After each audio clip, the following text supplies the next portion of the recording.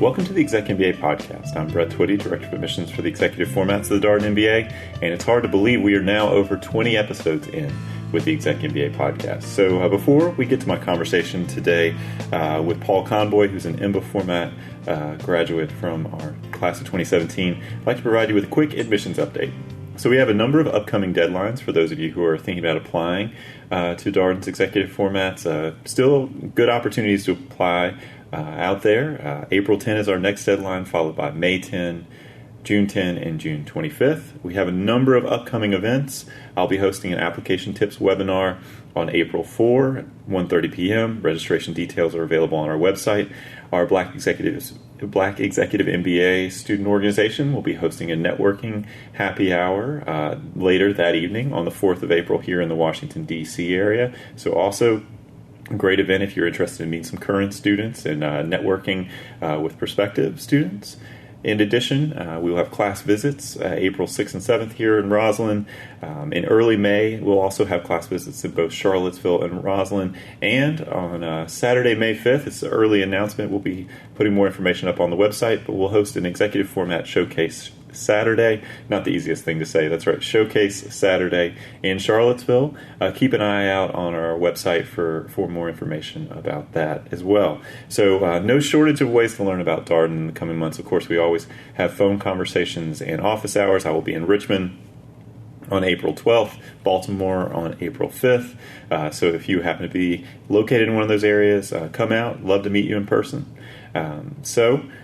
Just a quick background here about Paul before we get started. As I mentioned, this week's conversation is with Paul Conboy. Paul is a 2017 EMBA format student, and I sat down with him recently to talk about his experience in the program and how he grew as a result of his experience at Darden. So without further ado, here's my conversation with Paul Conboy. Paul, welcome to the podcast. Thanks, Brett. So, you have the honor of being one of the first alumni that we've interviewed here, and so congratulations.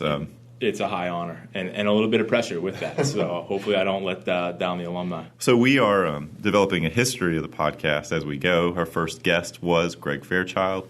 You're now the first alum. I'm hopeful that people are keeping score at home. Yeah, perfect. Yeah, so for our listeners, tell us a little bit about yourself. All right. Like you said, my name is Paul Conboy, recent graduate in May 2017. I work in forensic consulting for a large professional services firm. Prior to joining the program, I was working out of our Boston office, and as a result of the program, I have now transitioned down to the D.C. area, still with the same firm and everything like that. Yeah, I went to Potbelly one day, and there you were in line. Exactly. Wow, Paul, I where all great connections are made. Real networking opportunity. You obviously started out in Boston and doing the program in Charlottesville. So for your class, if I'm correct in all these details. Exactly. So for your class, Charlottesville was the only option, and so want to pick your brain a little bit about what that commuting experience was like, because that's one of the things that we get questions from prospective students all the time. How do you sort of manage the program if you're not in the D.C. area, or you're not near Charlottesville? Is it doable? 100%. I think it obviously adds a layer of complexity and logistical planning. You probably have to be a little bit more diligent with your scheduling, but certainly doable. From Boston, I would just fly in either Tuesday or Wednesday. I was lucky enough to have family in the area that I could crash with if I needed to. And then, by the first time you come down, you have to figure out your own transportation down. But by the third or fourth on grounds, you have enough friends and contacts in the area where you just carpool down, and it kind of becomes an enjoyable part of the program is that time you spend in the car, just kind of catching up on life and what's going on in people's work outside of the Darden experience. So I certainly don't think that being located outside of the D.C. area would be a hindrance. Mm-hmm. So now that you're done with the program, so you got some time back. A little bit. Yeah. Unfortunately, work and personal commitments have kind of filled that vacuum. But yeah, nature abhors a vacuum. So exactly. No, it was a little bit weird those first couple of weeks. Like, wow, I'm leaving work and I don't have a case to read or a team meeting to attend. And it's good and bad because then you kind of start to miss those connection points with your classmates, which I don't think that I would have thought about going into the program, but it absolutely is true that you just get so accustomed to those consistent touch points with the people that you've grown so close to throughout the program. Fortunately, most of us have been able to stay in close contact, but it is a little bit of an adjustment and a little bit of a shock period right when the program ends. Well, one of the things that struck me, and this is a little bit of what you're talking about, is the fact that people feel a little sentimental about the end of it, right? Because you've been very, very busy for 21 months, but there's also this man, we're not going to be in this place and have these kind of discussions and be able to do this kind of thing again. Right, absolutely. And I won't spoil anything for anyone who's currently in the program or considering the program, but LR4, which is kind of the capstone of the entire program, is faculty does a great job of allowing for those types of conversations to go on. And you talk about the connections that you've made, the experiences you've had, and how it's impacted you both as an individual and then collectively as a group. I think those are two really dynamic changes that occur throughout the entire program. So since you brought it up, let's talk a little bit about how you feel like the program impacted you, both as a person and as an employee. Maybe it's subtle, maybe it's dramatic. What do you feel like were the biggest takeaways? I think it's subtle over time, and probably after 20 months, there's been more of a dramatic change that you don't notice as you're going through it. And it really starts at the very beginning of the program. When we go in, you do the personality, the Briggs-Meyer test at the beginning, and you find out a little bit more about yourself and kind of the personality traits that define who you are and come to define the interactions that you're having with the people around you that we're probably not conscious of or as conscious as maybe we should be on a consistent basis. So I think my development throughout the program started with more self-awareness, understanding that maybe I'm not the most patient person. Maybe I'm very detail-oriented, like checklists, like to have order and structure within things. And then you start to learn about the other personalities. And very quickly, as we were having these conversations, I would identify people that I worked with or people that I knew in my personal life that had that personality trait, and understanding that there wasn't a right or a wrong way to do it, and there were just different personality traits that changed the way that people approach certain situations. So being able to quickly recognize that in these situations leads to understanding and being able to resolve conflict before it becomes an issue. And I think that was one of the first major changes within me, was being a little bit more patient and understanding what was going on around me and being able to take control of the situation rather than allow conflict or disagreements to arise. Yeah, we talk about that sort of social, sort of emotional quotient that comes with learning at Darden because you interact with your classmates so much, right? It's case discussion, and so in class it's interactive. You have learning teams, all these ways that you're engaging with the other people in the program. It sounds like that had an impact for you. 100%. I never knew how homogenous the environment in which I worked was until I came to Darden. I was a accounting undergrad, and I have worked in accounting professional services my entire career, and I've always thought of it as a diverse culture within our firm. But then you get to Darden and you're working with engineers and lawyers and doctors and folks who had military backgrounds. So just being able to hear their perspective and the way that they approached issues, to me, was eye-opening. You read a case and think, oh, this is, open and shut case. This is exactly how you should handle this. There's no other viewpoint here. And you walk in and somebody has a fascinating take on it that you never would have considered. So that was definitely just expanding my horizons and my perspective and the ability to listen to those and be an active listener and a participant in the conversation. Was big. So what is it about Darden that ultimately sort of was persuasive to you? There are a lot of business schools in the world and a lot of places one could go to get an MBA. What is it about Darden in specific that resonated? Well, the ultimate deciding factor was my fantastic admissions interview. Admissions interview aside, Paul and I know each other from his experience as a prospective student, obviously. But admissions interview aside. Yeah. No, I think after I had made the decision to pursue an MBA and I knew that it was a challenge that I wanted to take on, I did a little bit of a self-assessment of where I had been in my career, where I was currently and where I wanted to go. And involved in that is kind of an assessment of my strengths and probably the longer list, which was my weaknesses at the time, and probably still is the longer list if we're being candid.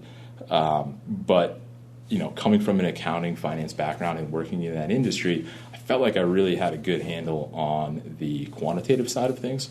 What I really wanted to work on for professional development purposes was the softer side of business, relationship development, management communication, general just leadership in practice. And so the case method immediately jumped out at me. What I didn't want to do was devote all this time to sitting in a classroom and having lectures and working out problem sets and things like that. So the case method jumped out immediately. And during my on-campus visit, the class that I sat in on was one of those joint classes. I think it was accounting, ethics, and maybe finance. Mm-hmm. And as I was sitting in the classroom, the teachers were kind of swapping in and out and changing the lens through which they were hosting the conversation within the class.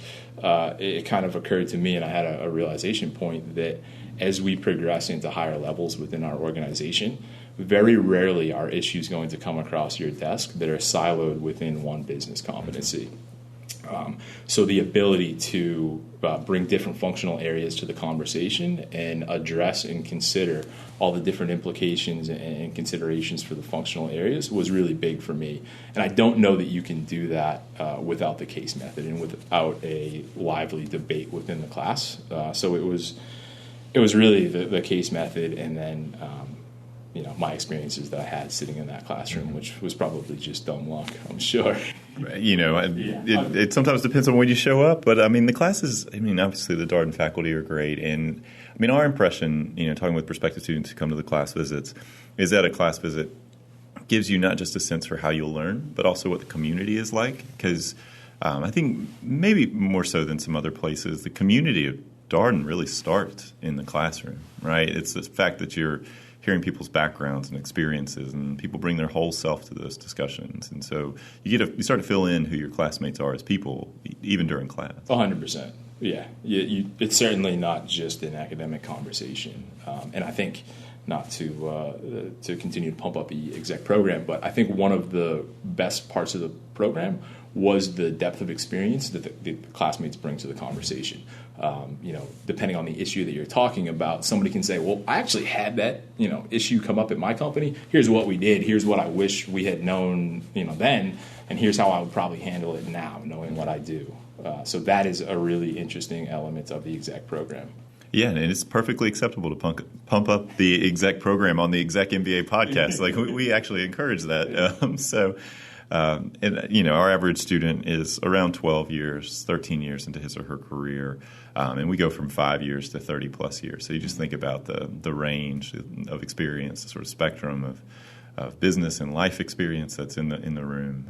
The chances are that somebody has had the exact problem you're discussing, and that's all part of it, and one of the reasons why we think the executive formats are so compelling for people who may be a little bit further along in their career is you not only learn from the faculty, you learn from everybody else. Right. So we've got 2 locations now. We are recording this here in Roslyn, in our current offices, but big news for Darden is that we will now have an even more permanent home here in Roslyn on the 30th and 31st floor of 1100 Wilson Boulevard. We also have another location, Charlottesville, and you got to spend 21 months coming to weekend residencies in Charlottesville. So for folks who have not been to Charlottesville and are sort of thinking about Charlottesville and Roslyn, what would you share with our listeners about Charlottesville and your experience there? Well, I think it's not to sound like I've been drinking the Kool-Aid too much, but it's a fantastic learning environment. It truly is a community that supports the university. And the ability to go to Charlottesville and kind of disconnect from your personal and professional commitments and really immerse yourself in the learning environment, I think is what makes Darden unique and what makes the program unique. Everybody's staying at the hotel together. You're all there. Most folks by a couple months in are coming in on Wednesday night because you want to have that extra night to engage with your classmates and things like that.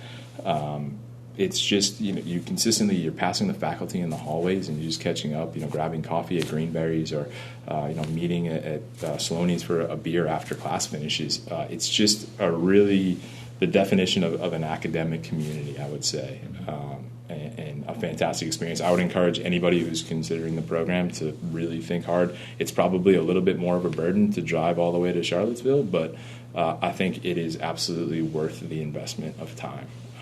It's a unique experience that really defines the program. I think from an admissions standpoint, it's been helpful to have two options. Because we know for some people, Charlottesville wasn't workable, and they wanted a more urban location. And then there are people for whom, they would prefer a place like Charlottesville rather than say, Roslyn. They want to get away a little bit more.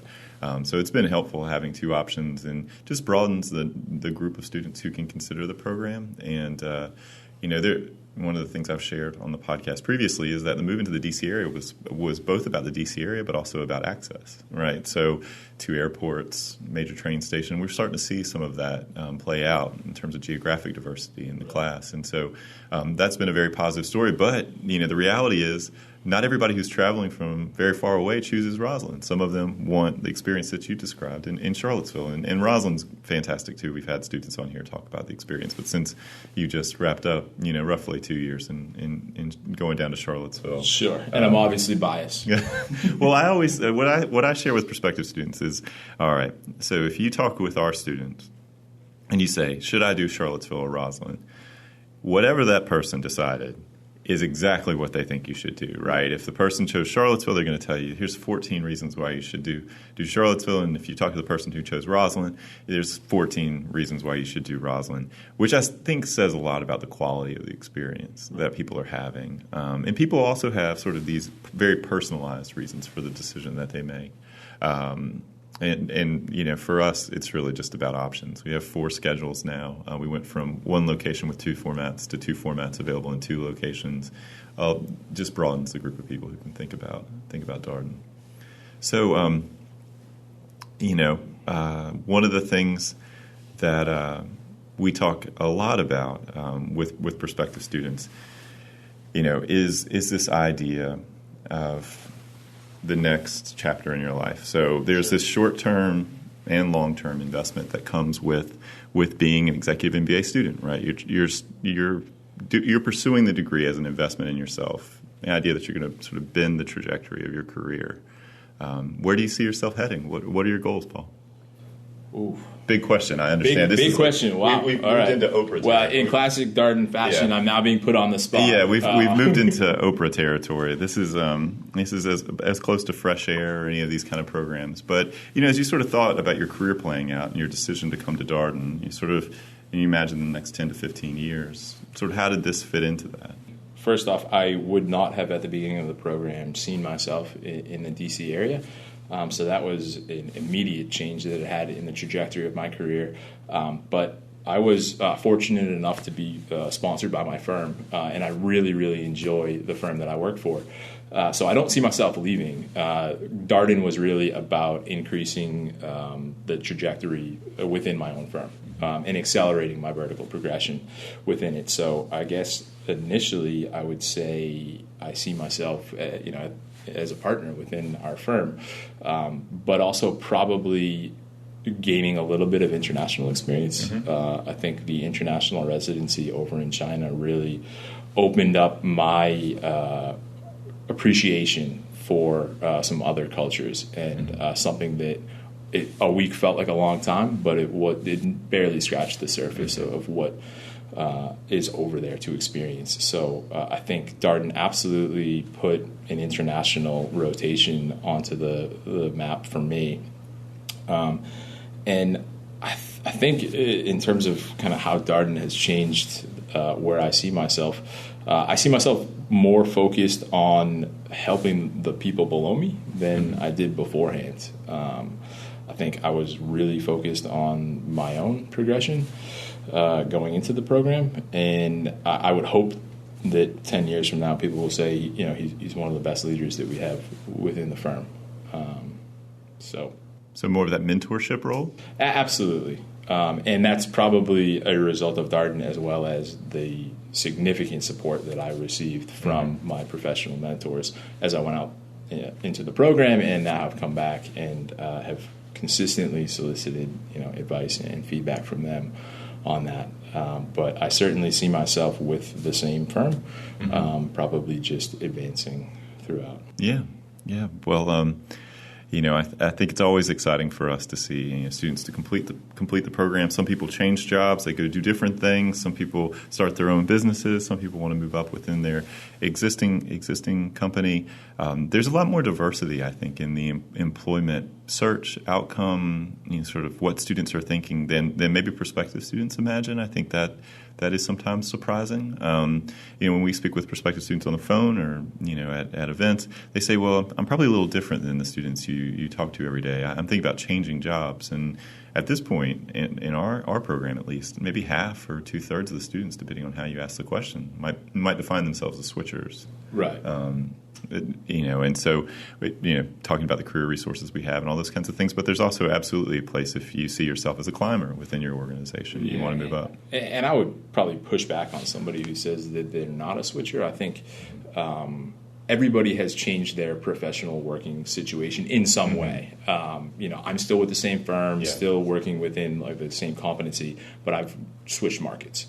So I think everything from just changing the way that you're operating within your current role, gaining a promotion within the same company, and we have folks who have moved to the West Coast. Folks who were Charlottesville residents who have moved to the West Coast. Yeah. So I think that the Darden MBA program is going to have a significant impact within your career. It's not always, it doesn't have to be, hey, I'm working in one industry, I want to go to the next. There's going to be, a significant impact.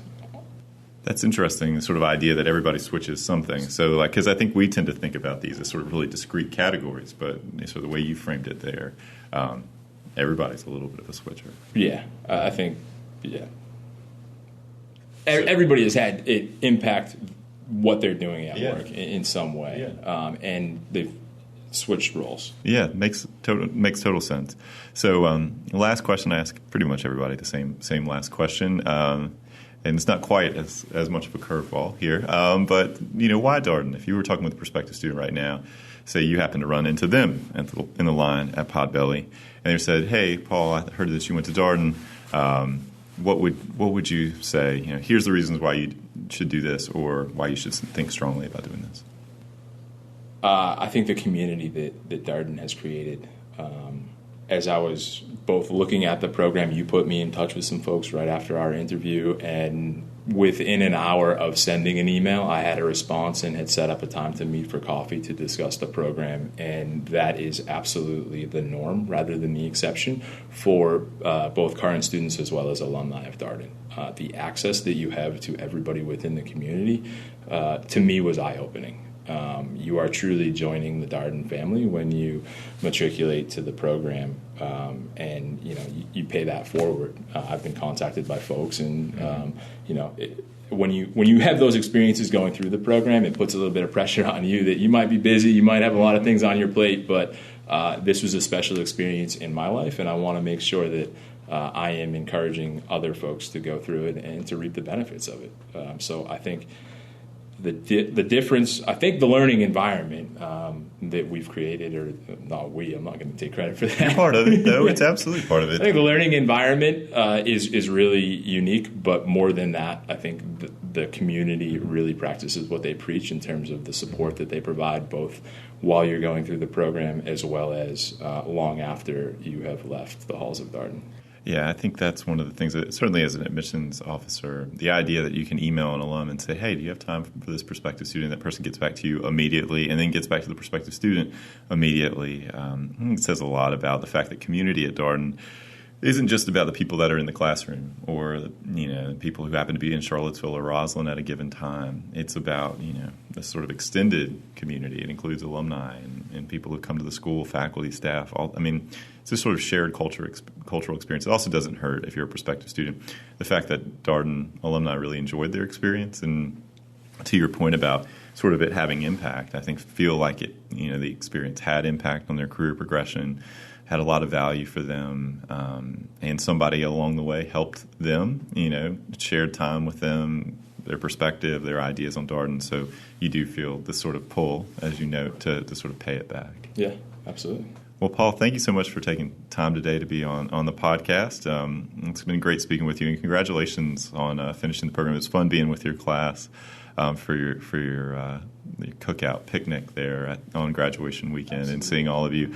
Because I will say, I'll get a little sentimental here. My first class here at Darden, so to speak, I started February 2015, and you matriculated August 2015. So it was great to see you come together, and obviously the relationships you formed over your time, and it sounds like continue to maintain. Absolutely. Thank you. Paul Conboy, an EMBA format student from our class of 2017. As always, thanks for listening. If you have any comments, suggestions, requests, anything you'd like for us to cover here on the ExecMBA podcast, let us know. We can be reached at exec, that's EXEC, MBA at darden.virginia.edu. And until next time, thanks for listening.